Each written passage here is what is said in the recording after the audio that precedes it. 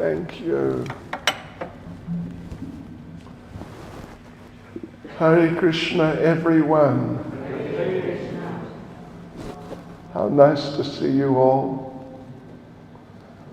And how nice to be here in Botswana, in Gaborone, for my third visit.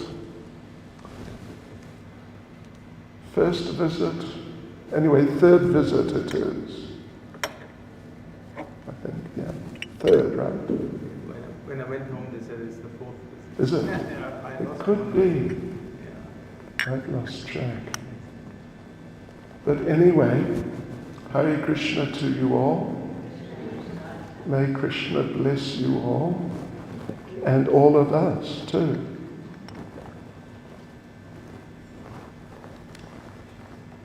So, as usual, we will begin by singing Jai Radha Madhava, and we are going to be focusing on Jagannath Leela.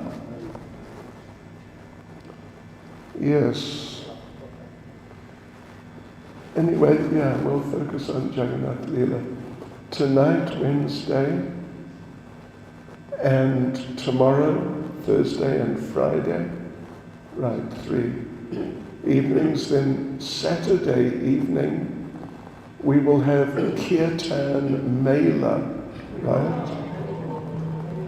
Maha Mela. Yes, right here. What time? Anyway, every evening, tomorrow and Friday also, we'll gather. This time, plus or minus 6:30. And we'll go till plus or minus 7:30. Let's just see how it goes. Hare Krishna. Jai Radha Madhava Kunja Bihare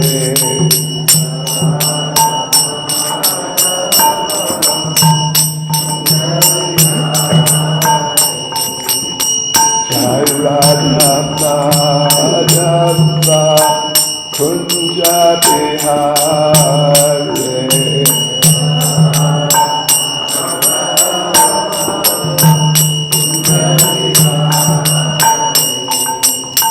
Gopijana Balamba Girivaradhare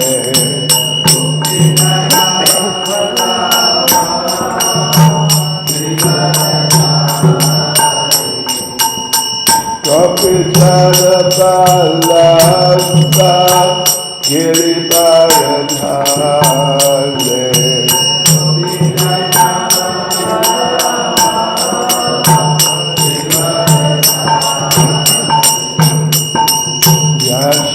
Yashodanandana Rajajanarandana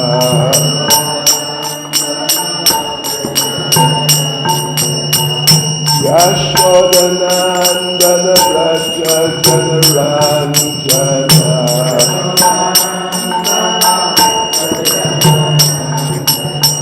Yamunatira Vanachari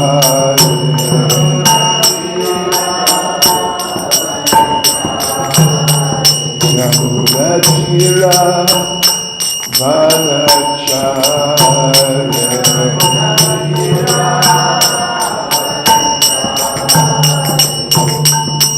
Jai Radha Madhava Kunja Bihare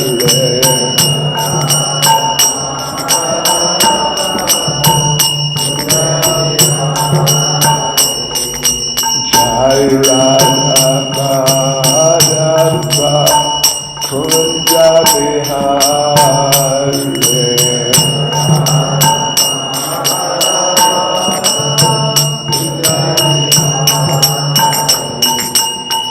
Gopijana Balamba Girivaradhare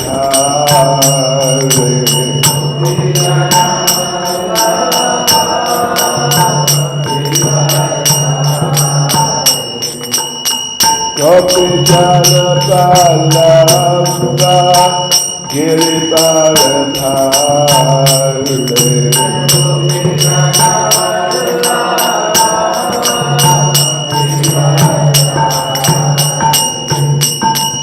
Yashodanandana Raja Janarandana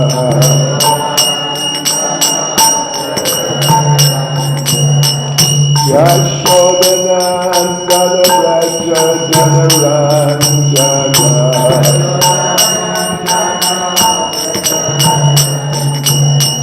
Yamuna Vanachari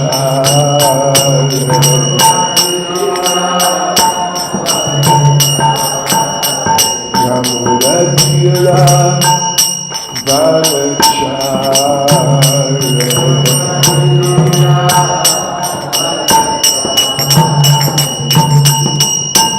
Radha Madhava Kunja Bihari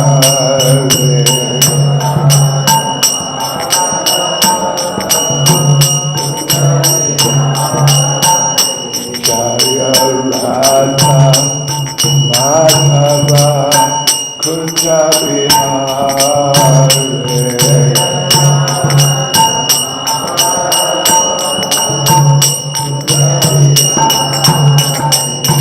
Jai Prabhupada, Jai Prabhupada, Prabhupada, Jaya Prabhupada.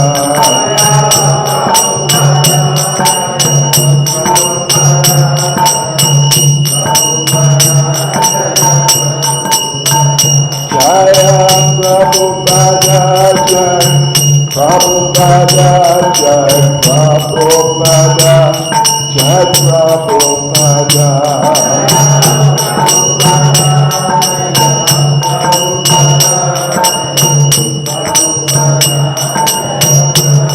Jai Jai Prabhupada Prabhupada Prabhupada Prabhupada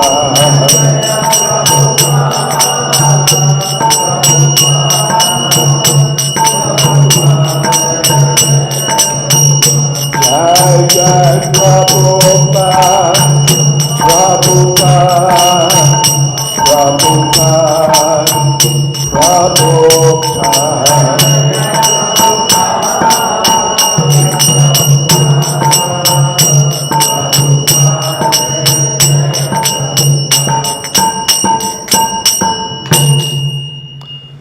Jai Vishnuvad Paramahamsa Parivrajacharya Stansa Shistamad. His Divine Grace, A.C. Bhaktivedanta Swami Srila Prabhupada Ki. ISKCON's founder Acharya Srila Prabhupada Ki. Grantaraj Srimad Bhagavatam Ki. Shri Shri Krishna Balaram Ki. Shri Shri Gaunitai Ki. ISKCON Chabaron Yatra Ki. Sankirtan Yagya Ki. Go Premanande. All glories to the assembled devotees. All glories to the assembled devotees. All glories to the assembled devotees. All glories to Sri Guru and Sri Gauranga.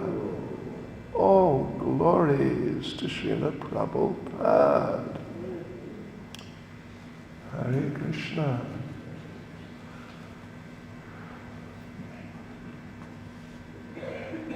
Right.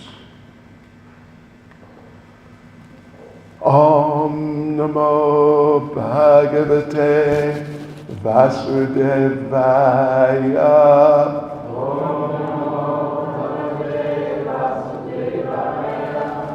Om Namo Bhagavate Vasudevaya.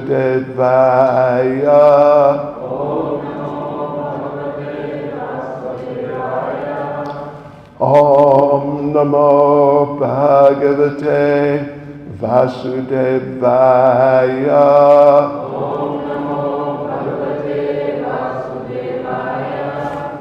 Yes, devotees, so again, it's just so nice to be with you all.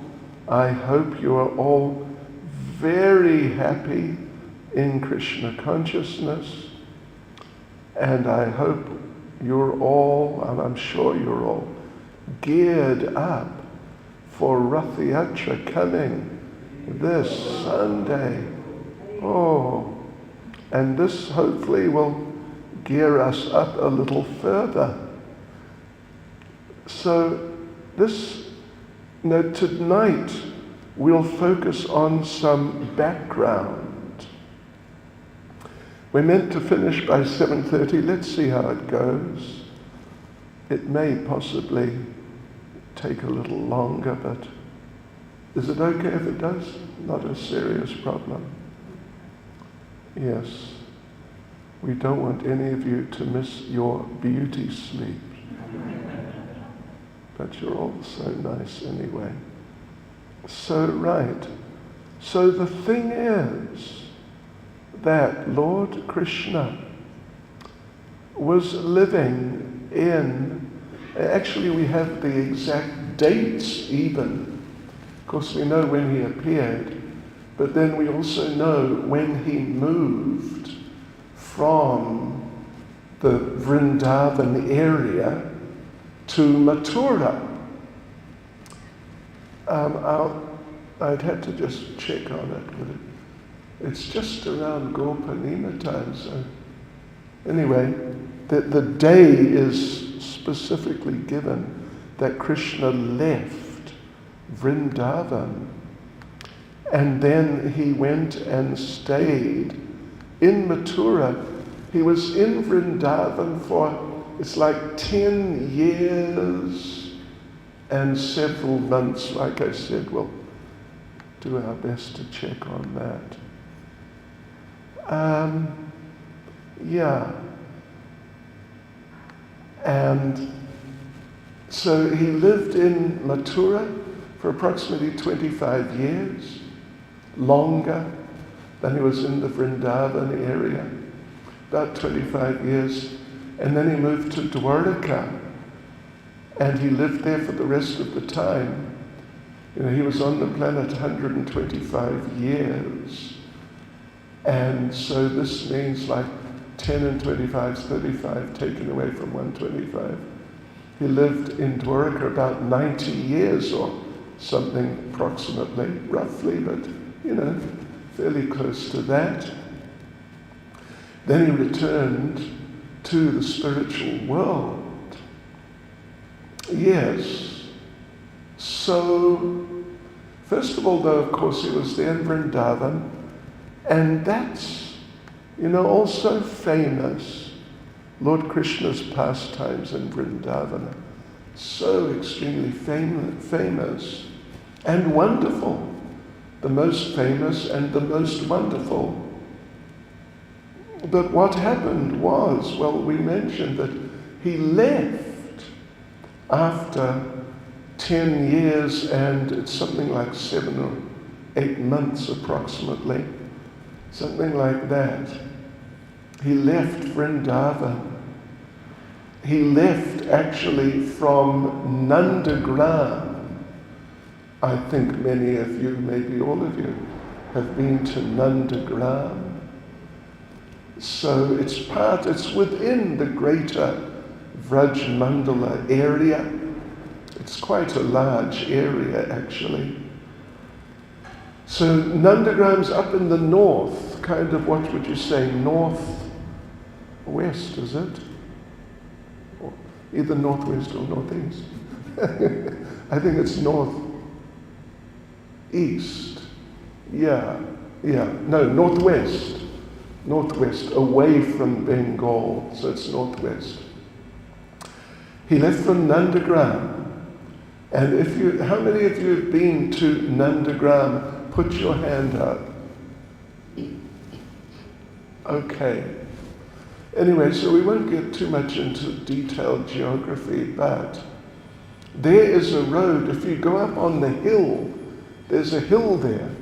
It's like a small mountain even. And the village, Nandagram, or they call it now Nandgaon, means the village of Nanda Maharaj, the father of Krishna. Yes, and the whole village is on the hill basically, and spreading out a little in front, but not so much. Mainly just on the hill, and on the top is a pretty substantial temple complex on the spot where the palace of Nanda Maharaj was. And if you go up there, there's like a walled area surrounding the whole temple and the courtyard. And it's several meters wide, the area up on top. And so you can see the whole surrounding area. It's very interesting. And you can see the road, the old road to Mathura. If you come with me sometime, we will show you. Or if you just get our old DVD, it is practically antique now, of the Nandagram area, then we show it there. The old road to Mathura just goes straight out. And that's the road that Krishna took, or rather Akrura took Krishna when he left Vrindavan. This is all very relevant to the Rath Yatra, by the way. It's extremely relevant. Oh yes. So he went out, and then it's 2, might be 3 kilometers from Nandagram, heading south towards Mathura.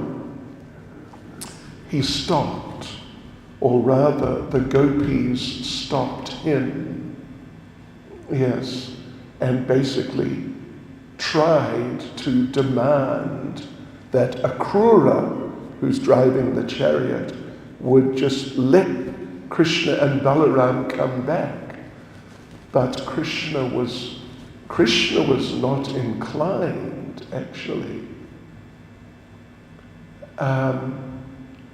So then, after some very short period of time stopped there, they carried on. And where they stopped, like in many places in Vraj Mandala, the greater Vrindavan area, a village was founded on that place, and the village is still there. And the village, the devotees hardly go there. It's kind of out of the way. It's called Bijvari. Bijvari means like lightning. And what happened was, when Krishna told Akrura, let's carry on, and they started moving, so the gopis all collapsed, and they fell on the ground, just like lightning bolts come crashing to the ground. And so the village is named after that. And if you look at our old Nandagram video, DVD, they stopped in at least two other places where villages were also established. Offhand, I can't remember the names of the other two. I could look and see, but Bijvari, I've been there many times. There's a kund there called Naina Kund, which, according to how they use their local version of the local dialect, and I mean, it's a dialect of a dialect. It means the Kund of Tears, and the gopis just cried, and that area there filled up with their tears, and it's still there. And I remember the first time we went there, we were filming the Nandagram DVD, and there's a temple, old temple, sort of down by the Kun towards the end. So we went in there, and in my broken Hindi, I speak quite good broken Hindi. It's quite severely broken, but you know, we get the idea across. I asked, what did I say? Ye kund ka mahatmya kya hai? That's sort of, understand, or he understood it. There's this old Babaji sitting there, old man, and chanting, and he didn't say anything, he understood. But above his head on the wall was a picture, one of these famous old pictures of Krishna getting onto the chariot. Akrura's there. You may know it. It's a well-known picture. And gopis are just collapsing all around. He just pointed at that. That was the end of our discussion. So anyway, the thing is, when Krishna, in regard to the Ratha Yatra, the thing is that when Krishna left Vrindavan, the gopis and all the Brij Basis were just devastated in the extreme. They really were. They say that on that road, from Nandagram, that where it's straight, goes out maybe a kilometer just straight. If you look on Google Earth, you can see it. So the Sri Krishna Balaram Sri Gaunitai Ki Jai. So because Krishna had said when he left, Krishna said, I will return. I will return. So some of the devotees waited on the road. They waited on the road. And they're sort of positioned looking down the road. And they were there 24/7 until Krishna returned, which we'll talk about that in due course. But they were there for years, decades, multiple decades, just looking down the road, because Krishna said he'd return. And even some of them, devotees, listen to this, they didn't blink for all those decades because they knew Krishna sometimes moves really fast. And they didn't want to run the risk of missing if he should just suddenly come back. So yes, they were all devastated like that. And that's where it's the 7th verse from Shikshastakam comes. It's Lord Chaitanya speaking, but he's speaking in the mood of, as if Radharani is speaking, effectively Radharani is speaking. Yugaitam nimeshena, chakshusha pravishaitam, shunyaitam jagat sarvam, govinda virahena me. That when I'm separated from Krishna, a moment feels like like a yuga, literally. Yugaitam nimesh. Nimesh is a fraction of a second, actually, strictly speaking, according to Sanskrit. And yugaitam is yuga. And yugas are usually thousands of years, but the way it's translated, and it can also be seen like that, is like 12 years. A moment feels like 12 years or more. Yes. So that's how they felt.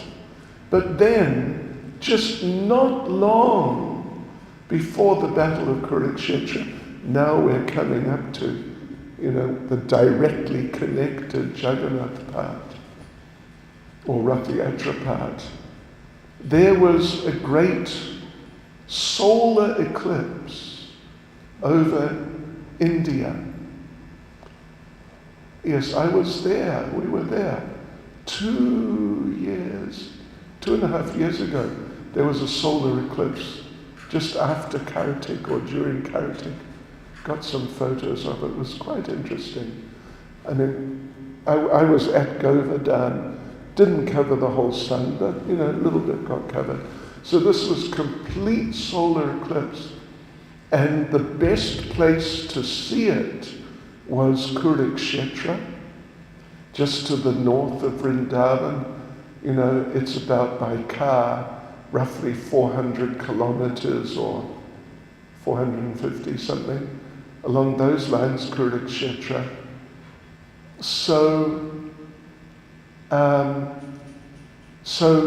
And during eclipses, of course, are understood to be inauspicious.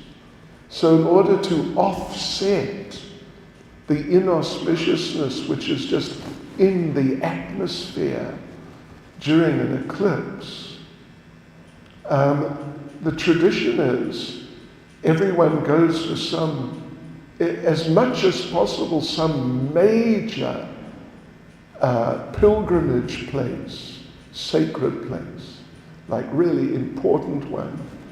And in that part of India, North India, of course in those days Vrindavan was not known so much for being a place of pilgrimage.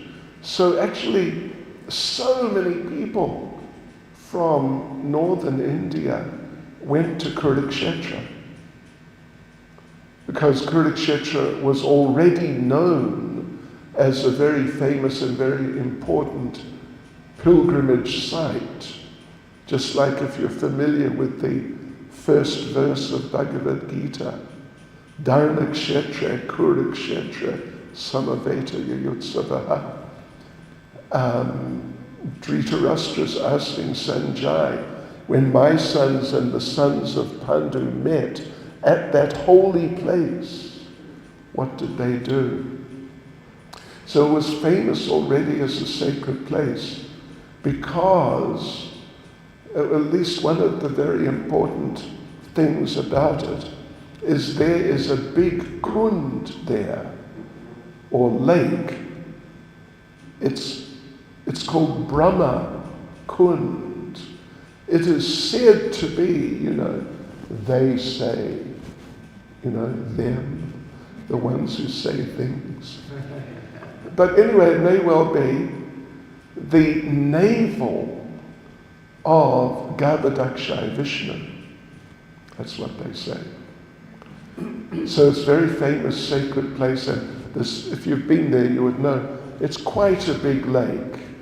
I mean, it's not that big, but it's bigger than Radha Kund or Shama Kund, considerably bigger. Yeah. So because it was such a famous holy place, and so therefore lots of people decided to go there, even from as far away as Vrindavan, 400 kilometers, or even from Dwarka. How many kilometers it is from there? It's, gosh, I don't know. Well over 1,000 kilometers, I would say. Something like that. So Krishna went from Dwarka, Gujarat, and how many of you are from Gujarati backgrounds? Any? One. Kemchal. Bofine Chain. Okay. Anyway, Krishna is an adopted Gujarati. He's more a Brijbasi, but he's an adopted Gujarati. So yes, from all over northern India, people went to Kurukshetra in order to do different rituals and ceremonies, and at the crucial time of the actual eclipse itself, to enter that Brahma Kund and stay there until the eclipse was finished. Yes, so Krishna went there with his 16,108 wives, and company, Vasudev and Devaki and etc., etc. And Nanda Maharaj and all the Brijvasis, including Srimati Radharani and all the gopis, they also went there from Vrindavan. And it was just not long before the Battle of Kurukshetra. Battle of Kurukshetra was what was it? Like 21 years, was it? Or was it 26 years before Krishna left this world? It was 20-something years, the battle before Krishna left this world. So Krishna, in other words, had been on the planet maybe 105 years. And, before the battle, something along those lines. But this now was a little before, not long, but some time before. So they had been separated. They had been separated from Krishna from 10 years up until maybe 90 years or something, approximately. So like 70, 80 years they had been separated from Krishna. And some of those devotees, like we mentioned, if you remember, they had been sitting there on the road and they didn't go home at all. And many of them didn't blink for whatever it was, 80 years or something. Well, I don't really recommend it, but if you want, you could try to see how long you can go without blinking. Some people do that. I don't know what the record is, but some people try and do that. Yes, right. So Krishna went there with the Dwarika Vasis and Nanda Maharaj, Srimati Radharani, the gopis. They went there with all the Brijvasis and they met. They met Krishna and Krishna met them. And it was really amazing. And what I'm going to do, I'm going to read a couple of verses from the 10th canto of Srimad Bhagavatam, which describes the meeting of Krishna with the gopis. This is from the 10th canto, chapter 82. Krishna and Balaram meet the inhabitants of Vrindavan. And first of all, I'll read verse 40 and a couple of other verses. Bhagavan tas tata bhuta vivikta upasangata aslishyan na mayam prishtva prahasan idam abravit. The Supreme Lord approached the gopis in a secluded place at Kurukshetra. As they stood in their ecstatic trance, they're just stunned on seeing Krishna. After embracing each of them and inquiring about their well-being, he laughed and spoke as follows. Yes, and the next verse, I'll just read the translation. Lord Krishna said, "My dear girlfriends, do you still remember me?" I've been thinking about it. What was the name? Do they? Yeah. My dear girlfriends, do you still remember me? It was for my relative's sake that I stayed away so long, intent on destroying my enemies. This is something we may look at more directly tomorrow, maybe Friday. Why did Krishna not return when he had said he would? I mean, it's sort of implied he was just going to go to Mathura and he'd be back shortly.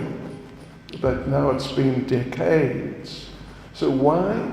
The reason that he gave was that there were so many of his enemies and he had to kill them. And he knew that if he didn't do that, then they, in order to just distress him, they would attack Vrindavan. So therefore Krishna stayed away from Vrindavan so that his enemies would not really be so conscious of his connection with Vrindavan. So therefore he says, it was for my relatives' sake that I stayed away so long, so that they didn't get attacked. Do you perhaps think I'm ungrateful and thus hold me in contempt? After all, it is the Supreme Lord who brings living beings together and then separates them. You know, that Supreme Lord fellow. That's Krishna. Not me. I'm Krishna. You know, that Supreme Lord, you know about him, right? He does all these things. So anyway, this is Krishna speaking to the gopis. So the thing is, when Krishna met with the gopis, specifically with the gopis, his queens were there. It's like this whole big meeting, the initial meeting. Everybody was there. And the queens, of course, they're very dear to Krishna in their way, a more formal way than the gopis. So, and they knew that they're very dear to Krishna. But when they saw the intensity of feelings when Krishna met the Brijbasis, even just in general, and then particularly when he met the gopis, it was just like they'd never seen such emotions as they saw displayed at that time amongst all the Brijbasis, and particularly amongst the gopis. The queens, you know, they were used to thinking or even knowing that at least in Dwaraka and other places which are kind of less than Dwaraka, that they're the topmost devotees, and they love Krishna more than anyone, and Krishna loves them more than anyone. And they'd heard about Vrindavan, and you know that it was very intense in Vrindavan and that sort of idea, but they'd never witnessed it. So therefore they're kind of fixed in this idea that, you know, we're pretty much the topmost devotees, and we are the ones who Krishna loves the most. So there was a type of self-satisfaction in that way. But then when they saw this, they were just completely amazed. They'd never even dreamt of such feelings. They had never thought that such feelings could exist, let alone be able to see them right in front of themselves. So they were just taken aback in the extreme, the queens, Krishna's queens, from Dwaraka. So after they saw all of that, then they got together and they were discussing, you know, what did you make of that? And is there anything we can do? It would be really nice if we could understand these things more, and maybe we could sort of develop such feelings, but we would have to understand more. What was it like in Vrindavan? Here we're not even in Vrindavan. But when Krishna was in Vrindavan, what was it like? We've got to find out. We have to find out. But how are we going to find out? How are we going to find out? And one of the queens said, you know, we need to speak with, we need to hear from someone who is from Dwarka, but who was there in Vrindavan at that time. So that way, you know, because they had been living in Dwarka with us for all these years, so they know us, and they'll be open, they'll be ready to explain things to us. But at the same time, they were there, so they know all about it. So like this, they decided, we have to find such a person. So who could that be? Who, not just someone suggested, well, what about Uddhava? And someone said, no. He was just there a few days, and then he left. Because he's a Dwarkavasi. So we need someone who lived there while Krishna was there until he left. And then that person left and joined us. So who did they decide?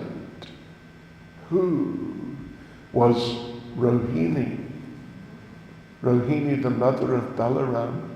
She had been there from the outset, because she's the mother of Balaram. She was there just shortly before, or for some time before Krishna appeared. And she was there the whole time until Krishna left.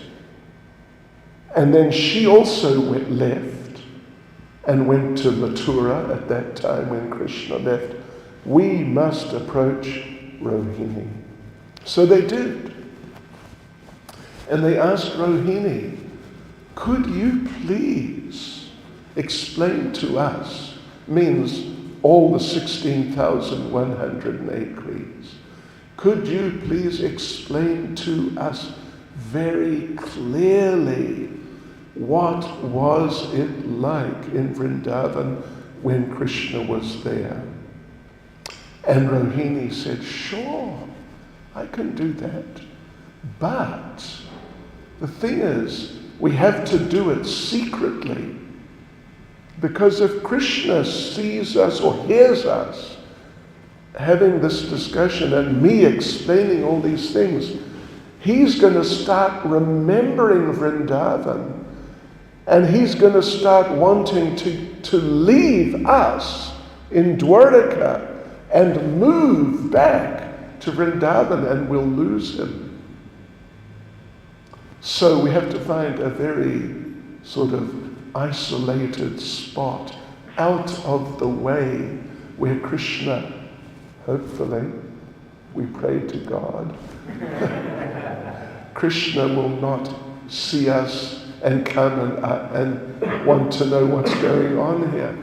So they found some spot, away around the corner and down the back somewhere and behind some little outcrop of rocks or whatever, or some trees or something. And they thought, right, this is the place. So they all sat down, 16,108, and Mother Rohini. And Rohini started explaining the Vrindavan pastimes of Krishna, including the pastimes with the gopis. And it was such a description. The queens were just totally enthralled. Shri Shri Krishna Balaram Shishigoni Tai Ki Jai. And it was like practically the ultimate description. Meanwhile, back at the festival site, Krishna was wondering, where are my wives? You know, there are things I need them to do, you know, like all good wives. Maybe he was feeling like a snack, or he needed someone to wash some clothes. Anyway, excuse me, but he was just wondering, where have they gone? All of them. They've all disappeared. What is it? Something's going on.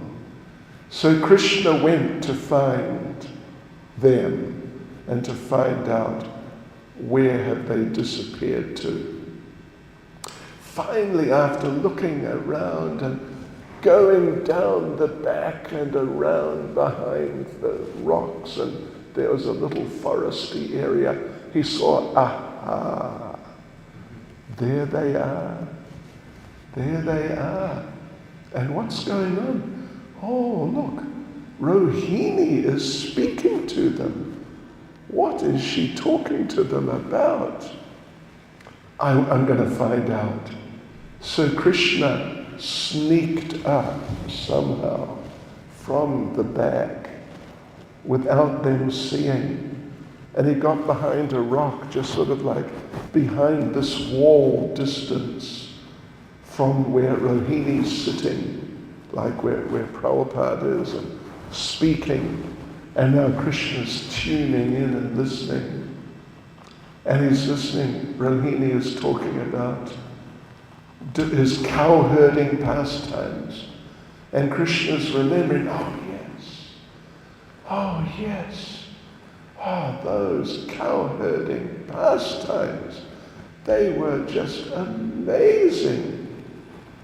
And how Krishna killed so many demons. Yes, I got them. Yes. As we say in Chatsworth in Durban, I don't know if you'll get this, but Krishna said, each demon I gave him, means he hit him. He said, I gave him a what happened. It means you get hit so hard you think, what happened? So he gave each demon a what happened. Anyway, he killed all the demons. And Krishna is hearing about this. Yes, right. And then Rohini started talking about the rasa dance. Oh, and Krishna started remembering that. And he just became completely entranced and completely overwhelmed, and then more overwhelmed, and even more overwhelmed, and most overwhelmed, and even more most overwhelmed, to the point he became too overwhelmed, and his body transformed into the form of Jagannath. Yeah. Big eyes, like, I can't do it, obviously. Yeah. Amazing. And a big smile. Wow, so incredibly wonderful. And there he was, behind the rocks. So they didn't see him. So then Balaram was wondering, what has happened to Krishna and his wives?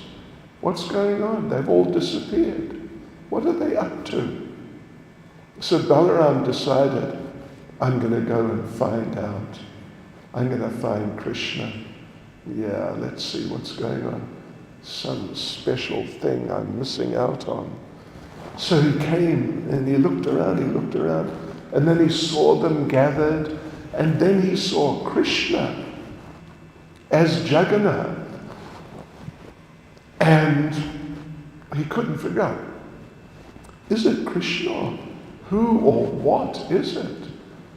And they thought it must be Krishna, because the black features, but why is he looking like that? So he sneaked up behind also, and he listened in, and he heard some of his own pastimes being recited by Rohini. And so Lord Balaram, he also became overwhelmed, just totally and more than totally overwhelmed. And his body transformed into the form of Balaram from the Jagannath deities. And now he's there, arms, withdrawn within the body, legs withdrawn. It's very extreme. And then Subhadra, their sister, she was also wondering, where have my brothers gone? And where are all the girls gone? Because, she's also a Dwarkavasi. Something's going on. This is some special thing I'm missing out on. So she found them, she went there. Same thing happened to her. And so they say this was the first time the Jagannath forms were manifested. I mean, there are different times which is said to be the first time. There's a number of first times. So don't worry about it. It's transcendental. But that's one of them. Yes. And, the discussion, Rohini speaking all these pastimes went on for hours. But eventually, evening is coming, time to go back to the camp. And so she stopped. When she stopped, Krishna, Balaram, Subhadra manifested their regular forms again, and they all went back. Yes. So that's the first time, at least at that time, 5,000 years or so ago, when Krishna was present on this planet. There's another time, maybe, can I go on for another 5 minutes? Okay, 5 minutes, let's see. So again, at Kurukshetra, at that time, then, so the eclipse itself took, I don't know, an hour or two, or a few hours perhaps, I'm not sure. But there are all these ceremonies and things to create auspiciousness before, and then after the eclipse, then there's some more ceremonies just to, sort of wipe out any of the inauspiciousness which may have been created. But then, like a day after the eclipse, it's home. Time to go home. So Nanda Maharaj said to the Brijvasis, okay, time to go home, let's go. Brijvasis said, yes, right, let's go. It was just after breakfast. Let's go, we've had breakfast, let's leave. Got to get back to the cows. And Radharani and the gopis said, yes, right. But just one thing. Could you just let us go and say goodbye to Krishna? And we'll come back and we'll have lunch and we'll go after lunch. Is that okay? And Nanda Maharaj said, okay, sure, fine. So they did that. They went and said goodbye, which, took some time. Came back and had lunch. And Nanda Maharaj said, yes, okay. Let's go, time to go. And everyone, and Radharani and the gopis said, yes, right, let's go. But the gopis said, we haven't seen Krishna for such a long time. Could we just go and say goodbye to him one more time? And we'll go tomorrow morning. We'll go tomorrow morning, no problem. Nanda Maharaj said, oh, okay then. So they went and said goodbye to Krishna again. And then stayed overnight, got up the next morning, had some breakfast. Nanda Maharaj said, right, a little firmer, right, we must go now, we must go. And Radharani and the gopis said, you are right, We must go. We really must. But just one little thing. Could we just say goodbye to Krishna one more time? And we will definitely go after lunch, no problem. And Nanda Maharaj said, oh, okay. So they went and said goodbye again, came back, had lunch. Nanda Maharaj said, right, we must go. And all the Brijvasis and Radharani and the Gopis said, yes, you're right, we must go. But Radharani and the Gopis said, you know what? Could we just say goodbye to Krishna just one more time? And this time we promise you, we'll definitely go after lunch. For sure. And Nanda Maharaj is worried about Krishna's cows. But he said, all right. So they went, came back, had lunch. Nanda Maharaj said, right, we are going. And Radharani and the Gopis said, you are right. We have practically gone. But just one thing. Could we just go and say goodbye to Krishna just one more time? And we will go tomorrow morning. Absolutely. So this is described in Padma Purana. And there's mention of it in the 10th canto, in one of the purports. This went on, devotees. We must go. Okay. We'll say goodbye to Krishna again, and we'll go after lunch or after breakfast. This went on for 3 months.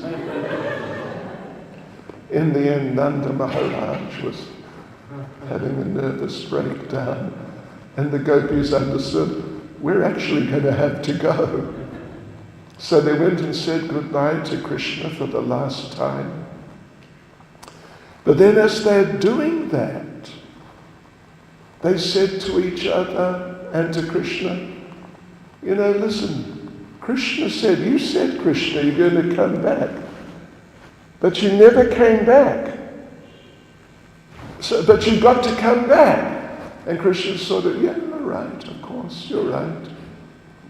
And then they said, we are going to take you back. And they put Krishna on his chariot and fastened his seatbelt so he couldn't escape. And Balaram on his chariot, Subhadra on hers.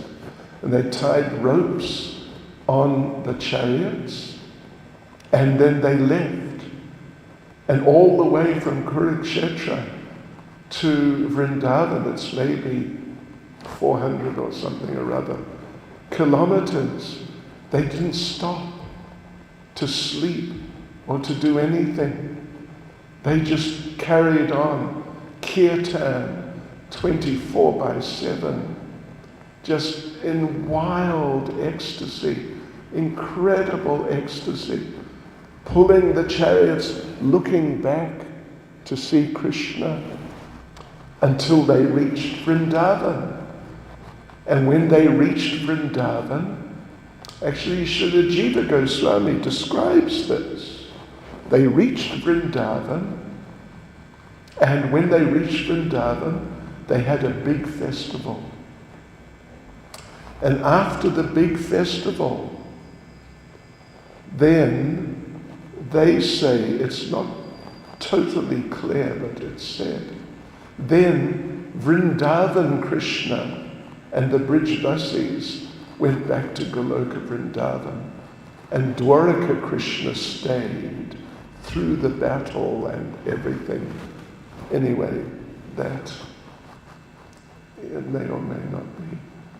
But as they're going now, they're going to Vrindavan, and Krishna and Balaram and Subhadra on their chariots, and they see this unbelievable kirtan, and just the happiness, the ecstasy is just so beyond complete, unimaginable. Again, they manifested the forms of Jagannath, Baladev and Subhadra. So strictly speaking, it can be said that Rath Yatra means, of course, we are reenacting that pastime of the return to Vrindavan. And yeah, like that. And it means Dwaraka Krishna and Balaram and Subhadra are going to Vrindavan by the mercy of the bridge buses. Otherwise they wouldn't have entrance exactly. I mean, it's all very transcendental. But yeah. So there's some overlap between Dwaraka pastimes and Vrindavan pastimes. So there you go, devotees. How's that? Is that okay? So we'll continue tomorrow and we'll look at different aspects, different things to do with Rath Yatra and different Rath Yatra and Jagannath pastimes, maybe a few from Mayapur. Yeah, maybe you know those. I think there's a book about Jagannath's pastimes, recent pastimes in Mayapur, and other things related to Jagannath and Rath Yatra. Hare Krishna. Sri Jagannath Baladev Subhadra Devi Ke. Sri Jagannath Rath Yatra Festival Ke. Srila Prabhupada Ke. Gaur Premanande. Hari Bol, Hari Bol.